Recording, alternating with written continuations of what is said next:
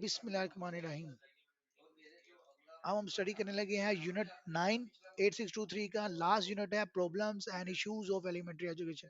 अब हम स्टडी करने लगे हैं कौन सी प्रॉब्लम्स और कौन से इश्यूज आते हैं एलिमेंट्री एजुकेशन के लेवल में। अब इंट्रोडक्शन ऑलरेडी आपको पता है एलिमेंट्री एजुकेशन क्या है, लेकिन मैं रिपीट कर देता हूँ ताकि जिनको किसी वजह से मिस हुआ तो वो यहीं पे क्लियर हो जाए। Elementary education is typically the first stage of compulsory education. ये जरूरी एजुकेशन की पहली स्टेज है coming between early childhood education and secondary education. According to the constitution of Pakistan, it is mandatory for the government to provide free and compulsory education to all children between the ages of 5 to 16 years and enhance adult literacy. Constitution के मुताबिक 5 से लेकर 16 साल तक का जो बच्चा है वो फ्री एजुकेशन प्रोवाइड करना किसकी जिम्मेदारी है? गवर्नमेंट की जिम्मेदारी है। विद द 18 कॉन्स्टिट्यूशन 18वीं अमेंडमेंट के मुताबिक the concurrent list, which comprised of 47 subjects, was abolished, and these subjects, including education, were transferred to federating unit as a move towards provincial autonomy. 17 ऐसे सब्जेक्ट थे जिसको हमने transfer किया गया, federal से provincial autonomy बनाया, जिसमें एजुकेशन सब्जेक्ट भी शामिल है। फीमेल एजुकेशन, इसमें आगे फर्दर हमने कौन कौन से पॉइंट डिस्कस करने हैं, पहले हम ये डिस्कस कर लेते हैं। जैसे हम फीमेल एजुकेशन डिस्कस करेंगे, फिर gender roles in Pakistan discuss करेंगे, फिर importance of female education discuss करेंगे, फिर रूरल वर्सेस अर्बन एजुकेशन इसमें हम डिस्कस करेंगे। देन हम role of government in the female education discuss करेंगे, फिर ड्रॉप आउट्स के एलिमेंट्री तक कुछ स्टूडेंट्स हैं जो स्कूल में एडमिशन लेके ड्रॉप आउट हो जाते हैं, फिर enrolment remains the greatest challenge. Enrolment करना कितना बड़ा चैलेंज है ये डिस्कस करेंगे, फिर करिकुलम डिस्कस करेंगे, फिर factors effective curriculum development in Pakistan study करेंगे, फिर health and family life education study करेंगे, उसके बाद family life education during childhood, फिर द चैलेंजेस ऑफ टीचिंग हम स्टडी करेंगे, उसके बाद हम प्राइवेट स्कूल स्टडी करेंगे, फिर मीडियम ऑफ इंस्ट्रक्शन स्टडी करेंगे, देन टीचर ट्रेनिंग और इन सर्विस टीचर और in service teaching training programme. अब हम दोबारा से अपने पॉइंट पे आते हैं। हमने अभी problem issues of elementary education study किया, इसका इंट्रोडक्शन। अब फीमेल एजुकेशन, फीमेल एजुकेशन क्या होती है? नाम से जाहिर है कि लड़कियों की एजुकेशन, फीमेल्स की education. Having an education is a fundamental right of every citizen, but gender discrepancies still exist in the education sector. हालांकि तालीम हासिल करना हर जेंडर यानी कि मेल फीमेल दोनों का राइट है, लेकिन ये डिस्क्रिपेंसी अभी भी बहुत से एजुकेशन सेक्टर्स में अवेलेबल है। According to the 2011 human development report of the United Nation development programme, approximately twice as many males as females receive a secondary education in Pakistan. A public expenditure on education amount to only 2.7% of the GDP of the country. Publicly कितना खर्च किया जाता है? 2.7 gross domestic product जो है country का, उसके ऊपर खर्च किया जाता है। Gender rules in Pakistan, gender rule क्या है पाकिस्तान में? चार मेजर रूल है। ए patriarchal values heavily govern the social structure in Pakistani society. Specifically, a woman is expected to take care of the home as wife and mother, whereas the male dominate outside the home as a breadwinner. क्या rule है कि जो मर्द है वो बाहर से कमा कमा के लाए, बाहर की जितनी जरूरियात जितनी भी रिस्पॉन्सिबिलिटी है वो मर्द की है, और घरेलू जिम्मेदारी फुलफिल करना किसकी जिम्मेदारी है? औरत की। Men and women are conceptually separated into the two distinct worlds. The household resources are allocated in the far of sons due to their roles in the society outside at the home. Therefore, education for boys is prioritized over girls because it is perceived that boys must be equipped with education skills to compete for resources in the public arena, while girls have to specialize in domestic skills to good mother and wives. क्या समझा जाता है? जो बच्चों का होता है लड़कों का, तो वो सोशलाइज एक्टिविटीज ज्यादा, बाहर से कमाना, बिजनेस करना, वर्क करना, जॉब करना, तो इसलिए उसकी एजुकेशन को ज्यादा प्रायोरिटाइज दी जाती है गर्ल्स की निस्बत। और लड़कियों को घर से रिलेटेड स्किल सिखाना, अच्छी माएँ बनना, अच्छी बीवियां बनने के बारे में ज्यादा तलकीन की जाती है। Hence education is not perceived as being important for girls. इसलिए एजुकेशन को इतना ज्यादा इंपॉर्टेंट नहीं समझा जाता लड़कियों के लिए। Importance of female education, female education की क्या इंपॉर्टेंस है? Education has been central significance to the development of human society. ये सब बताने के बाद मैं आपको अपनी कॉन्सेप्ट बता दूंगा। मेरे मुताबिक मेंस और जो मेल और फीमेल की एजुकेशन है वो क्या है, इंशाल्लाह कल हम अपने भी व्यूज डिस्कस करेंगे। मैं आज इसी लेक्चर के दौरान आपको अपने बता दूंगा, फिर मजीद इसको एलैबोरेट कर देंगे। Importance of female education, education has been of central significance to the development of human society. It can be the beginning not only of individual knowledge, information, awareness, but also a holistic strategy for development and change. Education is very much connected to women's ability to form social relationship on the basis of equality. With other and to achieve the important social good to self respect. ये लड़कियों के लिहाज से self या centrally control करना, develop करना, चीज़ों को अच्छा करना, बेहतर करना, एजुकेशन करना, तो ठीक है बताया जा रहा है। लेकिन मैं इसको मजीद कहूंगा कि अगर एक औरत सीखती है तो एक नस्ल सीखती है। अभी भी आपके पेरेंट्स से कोई भी मसला पूछना हो तो आपके माँ बाप किसके पास जाते हैं? आपकी नानी दादी के पास। अगर उनके आगे से वालदा है तो वो उनसे पूछती है। तो अगर एक औरत पढ़ लेती है, कुरान का तर्जुमा कर लेती है, हाईली एजुकेट होती है, तो वो आने वाली नस्लों को क्या करती है? एजुकेट करती है, उसे ट्रैक पे लेके चलती है, चाहे आगे आने वाले मेल्स हैं चाहे फीमेल्स हैं। तो एक औरत का पढ़ना भी बहुत ही जरूरी है, उतना ही इंपॉर्टेंट है जितना एक मर्द का पढ़ना। Rural and version urban. In year 2006, the literacy rate in the urban areas was recorded 58.3, while in rural areas it was 28.3, and only 12% among rural women. 2006 के जो फिगर्स हैं, 58.3% शहरी आबादी में थी एजुकेशन के लिहाज से लिटरेसी रेट, और देहातों में था 28.3, जिसमें सिर्फ 12% जो थी देहाती वुमेन जो थी वो लिटरेट थी, बाकी सारी अनपढ़ थी। An interesting factor in this contest is that female enrolment was recorded highest at the primary level but the progressively decrease at the secondary college and tertiary level। अगर प्राइमरी लेवल में देखा जाए तो ज्यादातर जो डिविजन होते हैं वो बच्चियों के ही होते हैं, फीमेल्स के ही होते हैं। लेकिन जैसे जैसे उनका लेवल बढ़ता जाता है सेकेंडरी कॉलेज या टर्टरी लेवल यानी कि यूनिवर्सिटी या ग्रेजुएशन लेवल, तो उनका लेवल जो होता है एडमिशन वो कम हुआ चलता है। उसके बहुत से रुझान है, बहुत से वजूहत, बहुत से फैक्टर्स में इन्वॉल्व हो सकते हैं। It was estimated that less than 3% of the 17 to 23% age group of girls have access to higher education.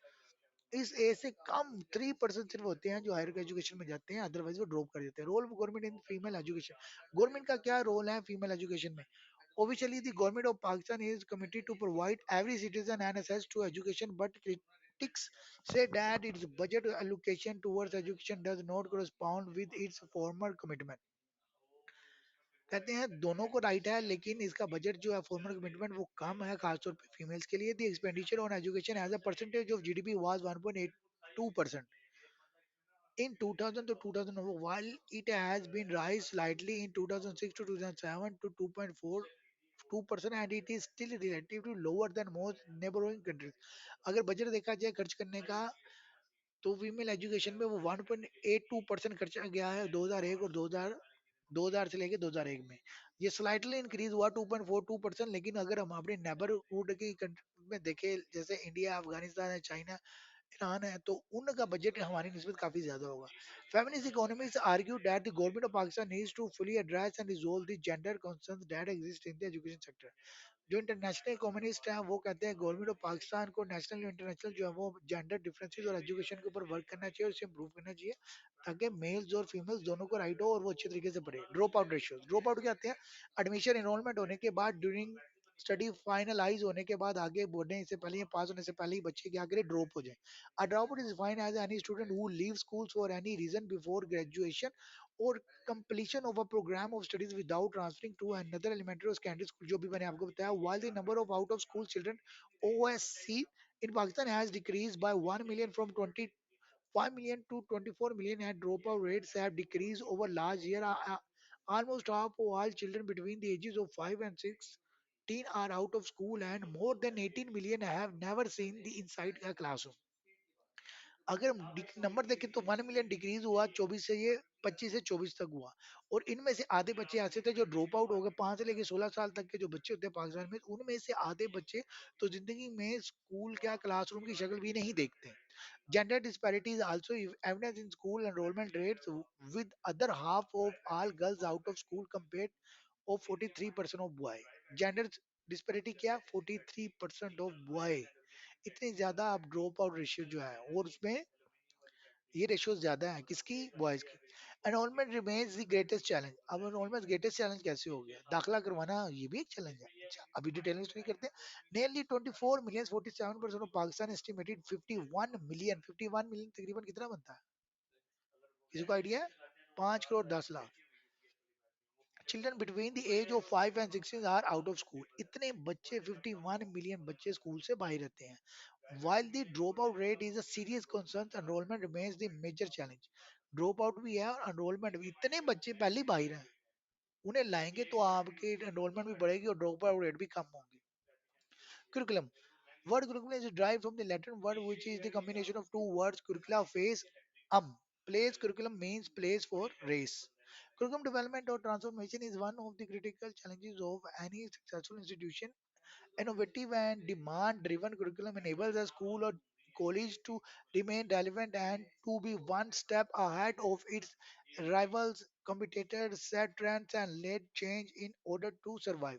Curriculum development is a rational and responsible process. It must be planned, careful, and consciously curriculum क्या होता है overall आपकी activity जो आप school या किसी खास period के दरमियान सीखते हैं समझते हैं और करते हैं आपका एकेडमिक और नॉन एकेडमिक एक्टिविटीज भी आपका कुरिकुलम का पार्ट होता है फैक्टर इफेक्टिंग कुरिकुलम डेवलपमेंट भाग कौन से फैक्टर हैं जो कुरिकुलम का डेवलपमेंट करते हुए इफेक्ट करते हैं लैक ऑफ अलाइनमेंट आम तरतीब नहीं देते अलाइनमेंट नहीं करते कि कब स्पोर्ट्स होने कब लेक्चर्स होने कब कौन से सब्जेक्ट होने कब कौन सी एक्टिविटी होती है कब कल्चर फेस्टिवल होना अगर उनके अलाइनमेंट ना हो या एक दूसरे के साथ तो वो सब्जेक्ट्स की अलाइनमेंट ना हो टीचर्स की अलाइनमेंट ना हो रिसोर्सेज की अलाइनमेंट ना हो तो भी वो एक लैग है इकोनॉमिक प्रॉब्लम्स आपकी जो इकोनॉमिक अप्स एंड डाउन्स है वो पॉलिटिकल इंटरफेरेंस जब आपके पॉलिटिशियंस इसमें इंटरफेयर करते हैं या कोई भी गवर्नमेंट इंटरफेस करती है वो भी इसका इशू बनता है इनएडिक्वेट वैल्यूएशन इसका अगर वैल्यूएशन अच्छी तरीके से नहीं करेंगे गैर मुनासिब वैल्यूएशन करेंगे वो भी इसका इशू है डिसअप्रूवल ऑफ सोसाइटी और जो डिमांड और रिक्वायरमेंट आपकी सोसाइटी को अगर उसके मुताबिक करिकुलम नहीं बनाएगा तो जाहिर बात है वो मेजर प्रॉब्लम मेजर फैक्टर है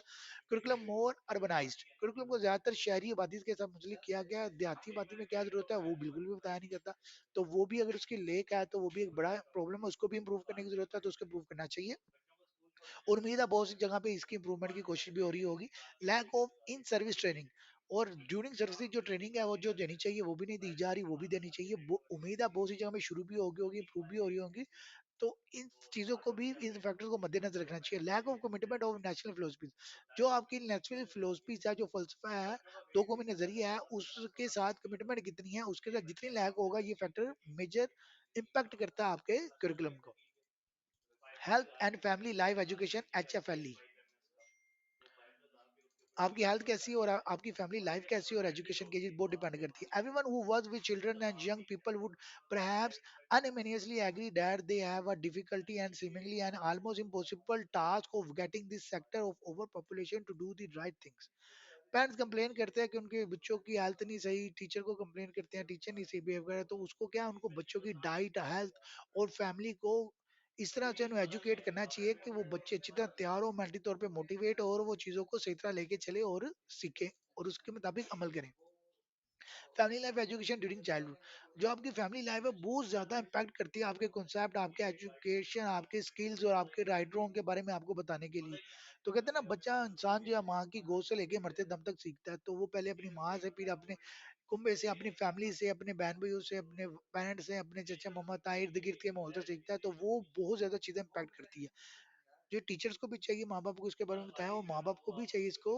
ध्यान रखे the challenges of teaching HFLE इसको पढ़ाना इसको बताना क्या चैलेंज है बहुत ज्यादा बहुत हैवी और बहुत बड़ा चैलेंज है क्योंकि टीचर ही जब तक इसे हेल्थ के बारे में फैमिलीज को नहीं बताएंगे कि बच्चों की लाइफ किस तरह इंप्रूव होगी कैसे लिंक करेगी वो स्कूल में या क्लासरूम में जितने मर्जी मोटिवेट करते रहे बाद में जाके जब उन्हें वैसा एनवायरनमेंट नहीं मिलेगा तो चांसेस है उनका वो रिजल्ट ना आए तो इन सब चीजों के लिए आपको कोशिश करनी है अपनी क्लासेस में खुद भी मोटिवेट करना है प्राइवेट स्कूल्स अब हम स्टडी करते हैं प्राइवेट स्कूल्स आप लोगों को पता होगा कि प्राइवेट स्कूल्स क्या है दी प्राइवेट स्कूल जो है private education sector in Pakistan which no account for almost 50% of enrolment in Punjab alone अगर प्राइवेट स्कूल को देखा जाए तो 50% आबादी आपकी किस पे डिपेंड करती है प्राइवेट स्कूल पे जो बच्चे होते हैं छोटे लेवल पे एलिमेंट्री लेवल सेकेंडरी लेवल पे इवन के कॉलेज और यूनिवर्सिटीज में भी हाफ या हाफ से ज्यादा अब तो शायद वो प्राइवेट स्कूल पे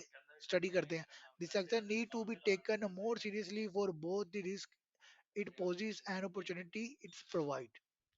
The state will have to take charges that laziness fair in education like any other fundamental rights and cannot exist. इसीलिए स्टेट की लेजीनेस की वजह से प्राइवेट स्कूल प्राइवेट एजुकेशन से प्राइवेट सेक्टर एजुकेशन का बहुत तेजी से बूस्ट कर रहा है और लोग प्रेफर कर रहे हैं गवर्नमेंट के साथ साथ प्राइवेट स्कूल पे स्टडी करवाने की To be successful, it will first have to reform itself, view the private sector as a medium for education proliferation and comprehend the sector thoroughly before applying any policy. Medium of instruction. Children must initially begin their schooling in their own tone with which they are familiar. Medium of instruction आपको ऐसी tune पकड़नी चाहिए ऐसी language use करनी चाहिए ऐसी communication करनी चाहिए जिससे आप और आपके स्टूडेंट और सोसाइटी और पेरेंट्स और जो स्टाफ है वो क्या हो, फेमिलियर हो। टीचर ट्रेनिंग एक प्री सर्विस और एक पोस्ट सर्विस या इन सर्विस। प्री सर्विस क्या है, जब आपने कोई भी सर्विस यूज करनी है उससे पहले, जैसे बीएड है, एमएड है, पीटीसी है, सीटी है, जीसीसी है, वो सारी चीजें जो है वो लिंक करती है आपकी टीचर ट्रेनिंग को। और इन सर्विस क्या आती है, जब आपने कहीं पे भी स्कूल ज्वाइन कर लिया तो ड्यूरिंग आप सर्विस बीएड एमएड कर रहे हैं, वर्कशॉप्स कर रहे हैं, रिफ्रेशर कोर्सेज कर रहे हैं, सेमिनार्स कर रहे हैं, कोई प्रोग्राम ले रहे हैं टीचर सर्विस से रिलेटेड, वो इन सर्विस टीचर की ट्रेनिंग होती है। ये सारी प्रोग्राम्स और जो ट्रेनिंग होती है वो किस लिए होती है, ताकि आप एक बेहतर टीचर, बेहतर फैसिलिटेटर बन रहे हो और अपने काम को ज़्यादा अच्छे तरीके से परफॉर्म करें, और जिस चीज़ की रिक्वायरमेंट आप उसे फुलफिल कर सकें। और इसमें ये चीज़ भी देखी गई है कि जो आपको ट्रेनिंग इन सर्विस या प्री सर्विस करवाई जा रही है उसमें वो प्रोग्राम जो है वो आपकी नीड के मुताबिक सिलेक्ट और डिसाइड हो रहे हैं, उनके अलावा तो कोई नहीं है। और नंबर टू, अगर जो आपके ट्रेनर है क्या वो खुद भी उतने ट्रेन है कि जो चीज़ आपने करवानी है वो आपको करवा रहे हैं, कि वो अनट्रेन है उसके ऊपर गवर्नमेंट पैसा खर्ची जा रही है और जो रिजल्ट आउटकम्स आने चाहिए वो रिजल्ट आउटकम से नहीं आ रहे। अगर अच्छे trainers, high trainers, heavy trainers, qualified trainers, expert trainers होंगे तो वो आपको उसी तरीके से ट्रेन कराएंगे और आप लोगों ने भी उस ट्रेनिंग से बेनिफिट उठाना है।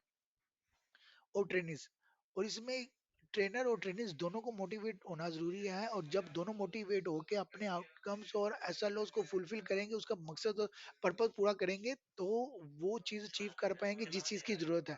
अदरवाइज इसमें जो तीन है, ट्रेनर है, ट्रेनिंग और ट्रेनिंग मेथड, आपका ट्रेनर भी एक्सपर्ट होना चाहिए और ट्रेनिंग भी वो होना चाहिए जिसको चीज की जरूरत है, और ट्रेनिंग मेथड भी ऐसा होना चाहिए जिसकी आपको जरूरत है, लाइक वर्कशॉप है, प्रोग्राम है, सेमिनार्स है, या कोई डिबेट्स है, ग्रुप डिस्कशन है, तो वो सारी चीजें क्या होनी चाहिए, आम की चीजों से रिलेट करनी चाहिए। ठीक है। बेस्ट ऑफ वर्क, अल्हम्दुलिल्लाह हमने जो है यूनिट 9 कंप्लीट कर लिया है। अब हम इंशाल्लाह ताला बहुत जल्द इसकी रिवीजन करेंगे। हमने क्या डिस्कस किया, problem issues of elementary education, introduction, female education, genders, roles in Pakistan, importance of female education study किया, रूरल एंड अर्बन स्टडी किया, role of government female education study किया। उसके बाद हमने ड्रॉप आउट स्टडी किया, देन हमने enrolment remains the greatest challenge, curriculum factors effective curriculum को develop करते हुए पाकिस्तान में कौन से फैक्टर हैं।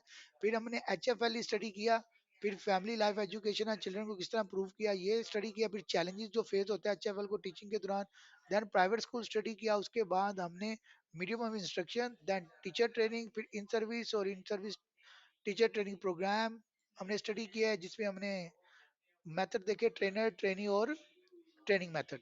अल्हम्दुलिल्लाह हमारा यूनिट कंप्लीट हो गया है।